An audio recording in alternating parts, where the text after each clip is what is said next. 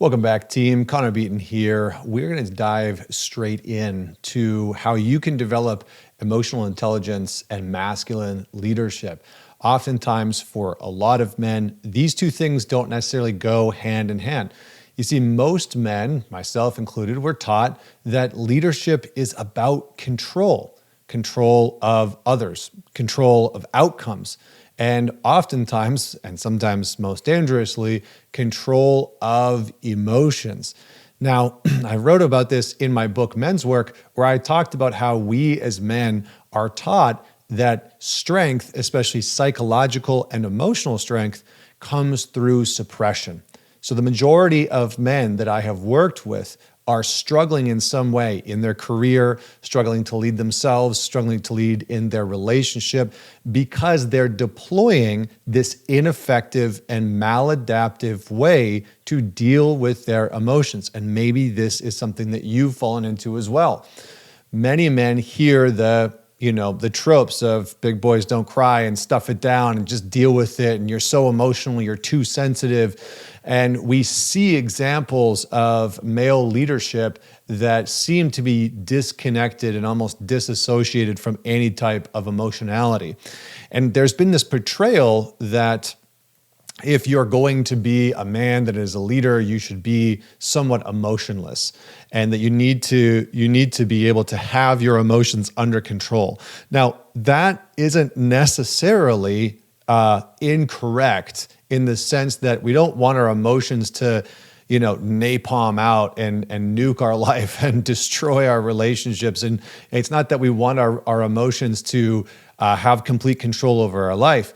It's simply that the way that we are taught to deal with our emotions is through the vehicle of suppression, through stuffing it down, numbing them out, ignoring them completely. And emotions, in the lens that I'm about to give them to you, emotions are just another data set. So just like your thoughts are a data set, your senses are a data set, your emotions are just another set of data or information that you can learn to read. It doesn't mean that it should be the number one source of data or information that you make all your decisions by, but it certainly means that it is a part of the equation when it comes to leading in love, in sex, in business, in your relationships, all of these different areas of life. Your emotions are going to play a role. And for a lot of men, where they get into trouble, and maybe you've fallen into this path, is pretending like you can just ignore your emotions and still produce the outcomes and the results that you want, which almost never happens. So in today's video, I am going to unpack emotional intelligence for you as a man, what it actually means, why so many of us get it wrong, and how to develop it without losing your edge or your masculinity. Because for a lot of men, what ends up happening or what they're afraid of is, I'm going to open up, I'm going to develop some emotional intelligence, and I'm going to lose my edge. And I'll lose the thing that makes me a high performer or makes me have, really good decisions. So let's start at the beginning with one of the big myths and challenges that I see, which is the myth of the Stoic leader. For generations, men have been taught that emotions in some way equal weakness. And so what we have to do with emotions is sequester them away. We actually have to put them into some type of box. And that for you to lead as a man, you need to suppress what you feel. The more that you suppress what you feel, the more effective you are as a man, the more masculine you are. The more that you suppress what you feel, the more capable you're going to become. But that's not strength, that is suppression. And as Jung said, until you make the unconscious conscious, it will direct your life and you will call it fate. So what ends up happening is you suppress all these emotions, they don't go anywhere, they don't magically disappear. Even when we disassociate from something that we're feeling, that emotion doesn't just vanish into thin air. It just becomes a kind of material or force that pushes us in different directions. So what we want to try and do is bring these things to the forefront. So emotional intelligence is not about being soft.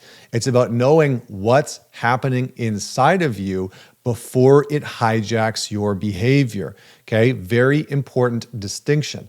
A lot of people listen to Stoic philosophy, or they listen to the Stoics like Seneca or Marcus Aurelius.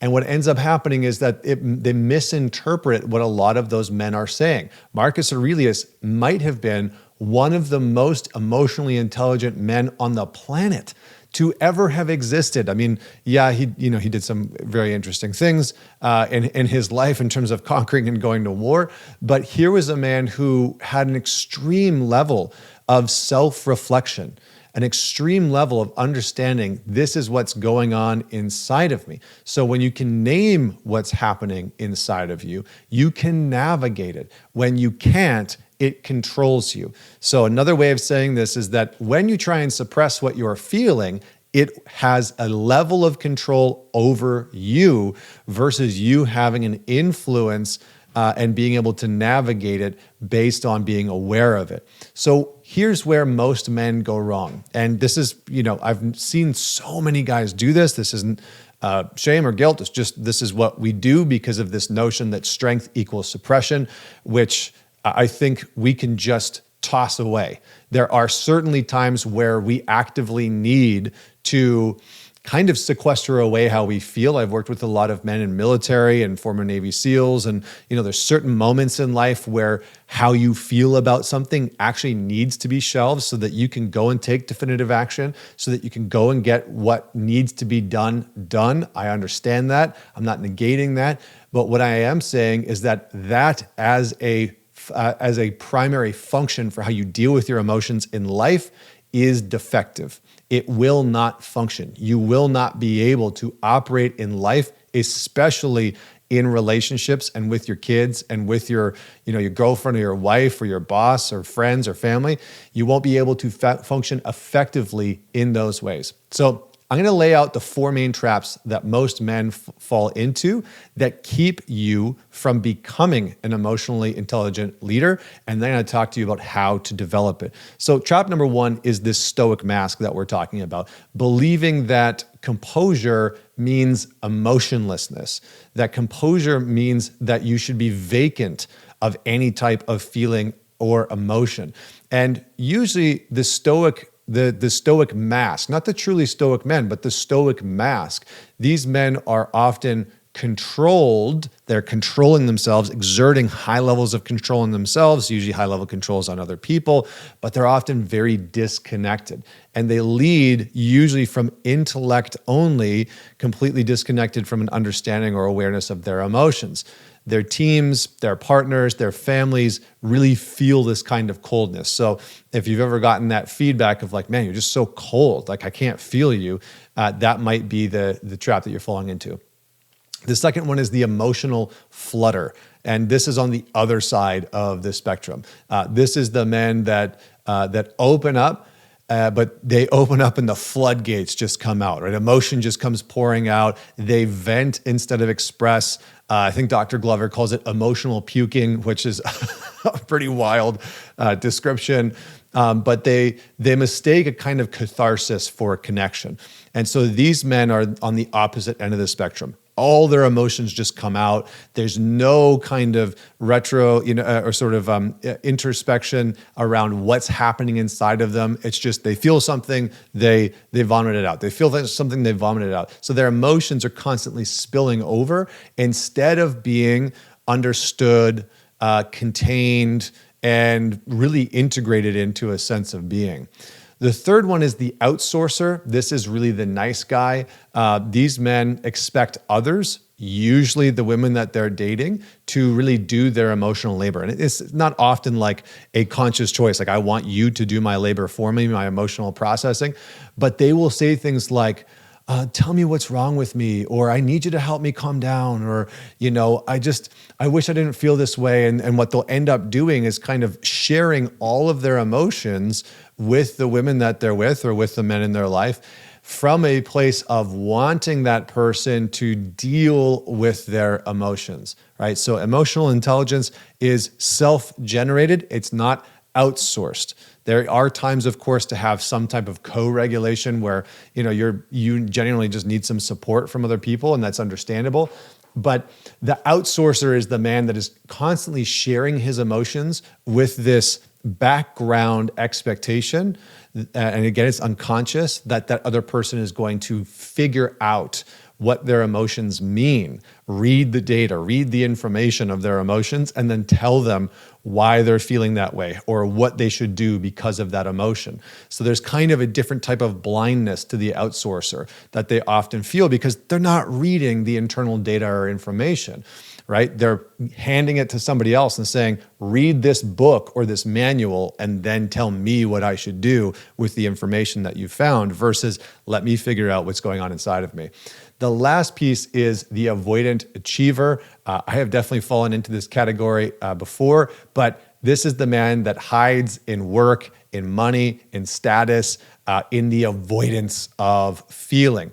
And so he sort of prioritizes or believes that leadership is purely about achievement, not about presence, not about relationality.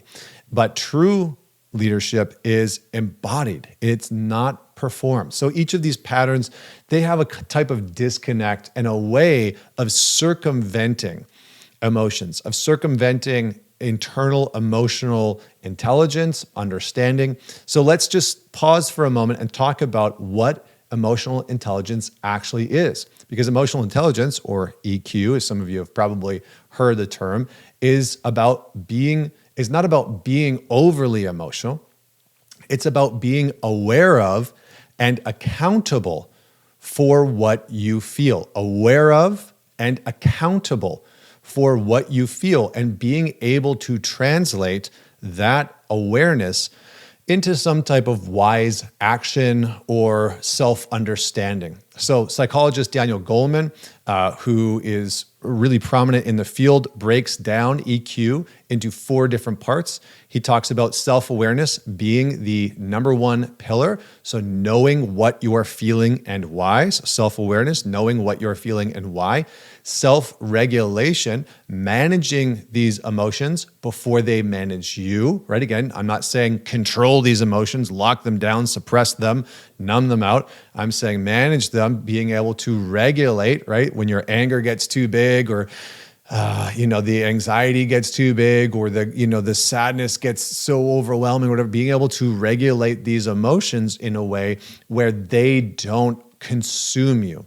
The third piece is being able to have a certain level of empathy. So understanding what others feel without losing your own center. Okay, for a lot of men, a lot of guys fall into one of 2 camps. They are either the disconnected feelers, so they lack empathy. It's like, I don't really understand why that guy's going through that, and like, why can't he just get over it? Like, his girlfriend broke up with him, so what? Go get drunk, go get high, go bang somebody else and feel better. There's a type of disconnection from what somebody else might be going through. And then there's the very porous man where everything affects him. Everything, it's like Hootie and the Blowfish. Here's a throwback for you, actually. It's like Hootie and the Blowfish. I'm such a baby because the dolphins make me cry, right? It's like every little thing that somebody else shares emotionally affects that man, and he's got no real barriers or boundaries between his emotions and other people's emotions. And that does not make you an effective leader in your relationship or in your life. Because if you are overly empathetic, if you have empathy for everything that somebody's going through, your wife comes to you, your girlfriend comes to you, and she's having a hard day, and all of a sudden, she's upset, and then you get super upset and affected by it. You can't actually support her because you are being so consumed by what she's feeling and what she's going through. And now you're just in the same emotionally experience that she is. But on the other hand, we don't want to emotionally disconnect from what somebody is going through. So having actual empathy, understanding what somebody's going through without losing your own center.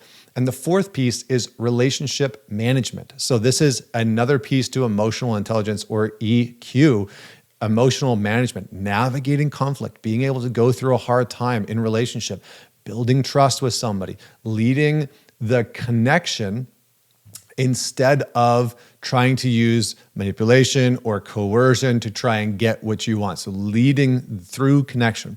So masculine leadership thrives when these 4 elements are alive in a man. Now, I would actually say that when you take these 4 core elements and you couple them with assertiveness and direction, you have a very potent man. When a man is able to have a deep level of self-awareness, when you as a man are able to have an understanding of, I'm feeling this way, this is why I'm feeling this way, and you're able to regulate what it is that you are feeling and have empathy for the people that are in your life and lead and manage relationships, right? Have some type of relationship management. And you can do that with assertiveness and direction. You are potent. You will not only be extremely attractive, but you're going to feel very, very competent. So let's talk about, I'm going to give you two pieces here about how you can start to develop this EQ and actually deepen your emotional intelligence and start to have that type of masculine leadership. Here's the key difference that I really want you to hold on to. And you might want to write this one down. The key difference is that healthy masculine leadership contains emotion. It doesn't collapse into it or cut itself off from it. Okay, so healthy masculine leadership contains emotion. So masculine leadership in a relationship is about containment. When you hear a lot of women talking about what they love about their partner, about their man, that maybe they're in love with, and like he's such a good man, what you'll hear them talk about is this type of emotional containment, that he offers a kind of containment for her emotions, that he's not completely disconnected from what she's feeling, but he's also not reeling from what she's feeling. He's also not like so disrupted by what she's going through. And this makes you as a man very trustworthy to be able to have an open heart and be connected to what other people and yourself are going through without having to completely cut yourself off or collapse into it. So it's really like the riverbank that gives the water direction, right? Without the riverbank, emotions just flood. They flood everywhere. And without the water, there's really no life. There's no sustenance. And that's the balance that you as a man can begin to foster. Containment without suppression and suffocation, and expression without chaos and the type of emotional vomiting that Dr. Glover talks about. So as Seneca wrote, he who conquers himself is the mightiest warrior. He who conquers himself is the mightiest warrior. Now, the misinterpretation that I see so many people have with this quote is, conquering the self must mean that I have to dominate myself. I have to kill off my emotions. I have to disconnect from them entirely. No, that's not the conquering that Seneca was advocating for. If you read deeper into Seneca's work, what you will find is a kind of promotion of very, very deep and rich self-awareness. And that level of self-awareness, that level of self-discovery is really what he is aiming us towards.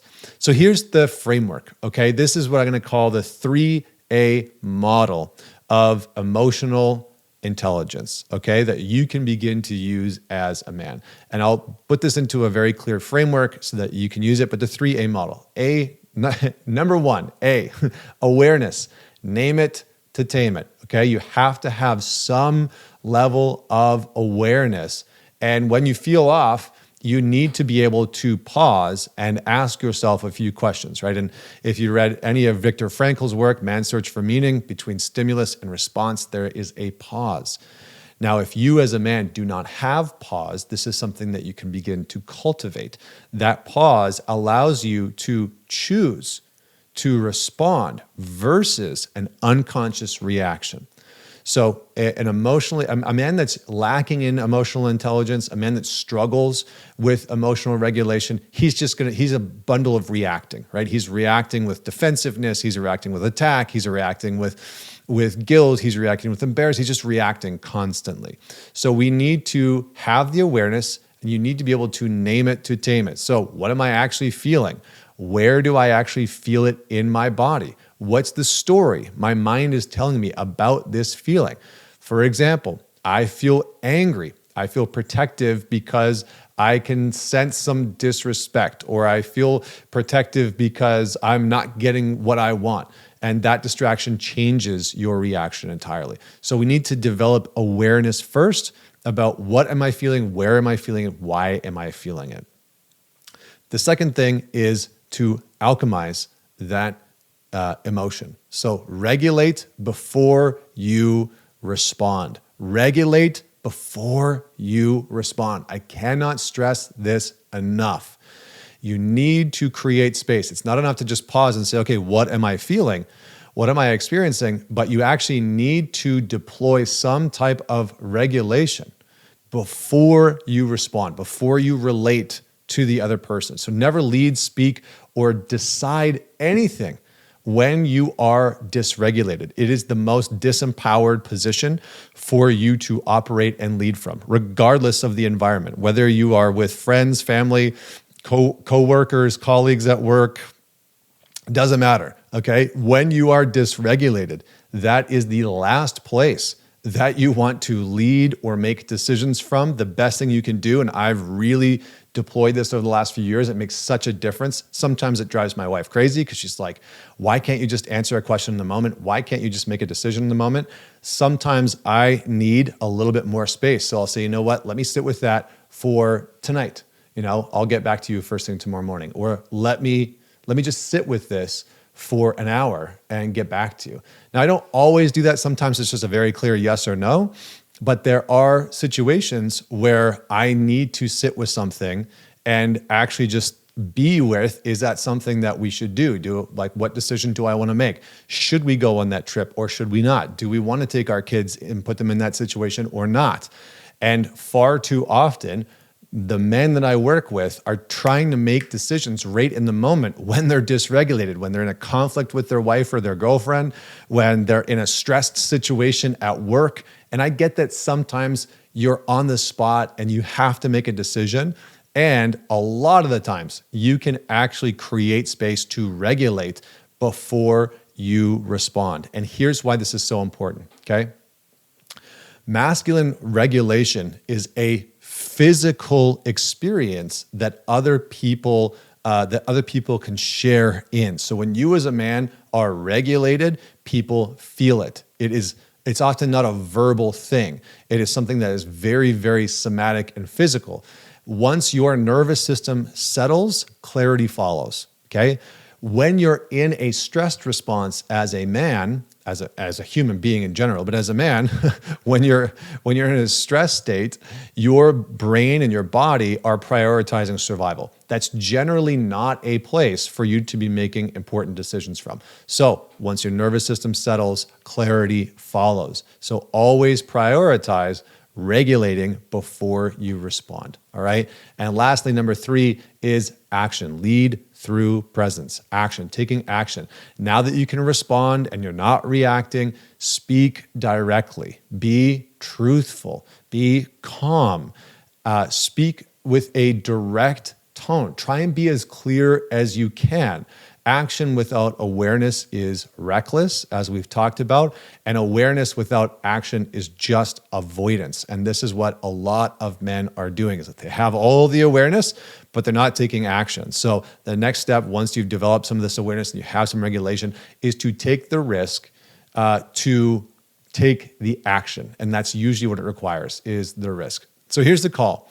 We are in a time where a lot of men are being asked to have a kind of higher level of leadership. And that leadership really is about emotional intelligence.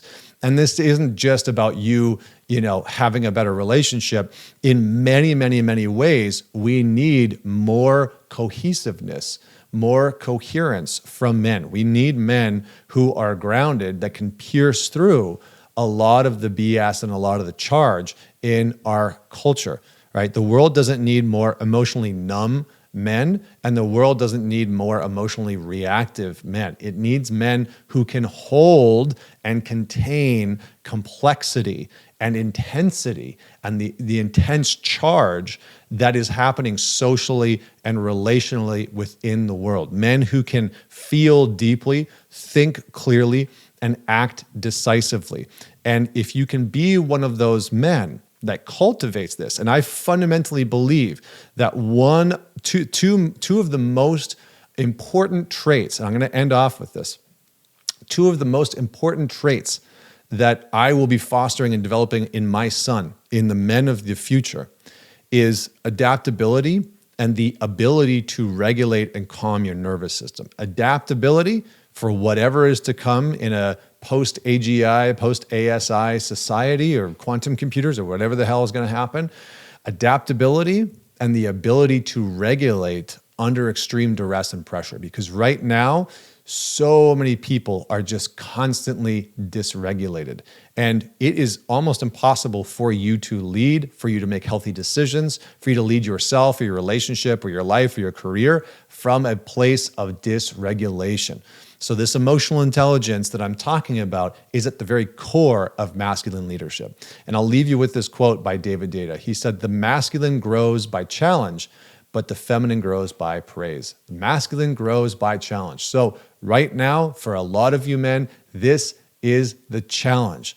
Don't avoid what you feel. Stop trying to use suppression as a means of leadership. Face it, master it. Let it forge you into someone trustworthy and potent. So if you enjoyed this episode, as always, don't forget, hit the bell notification, subscribe to the channel so that you can get notified when other videos drop, and men it forward. Share with somebody that you know will enjoy it. Until next week, Connor Beaton, signing off.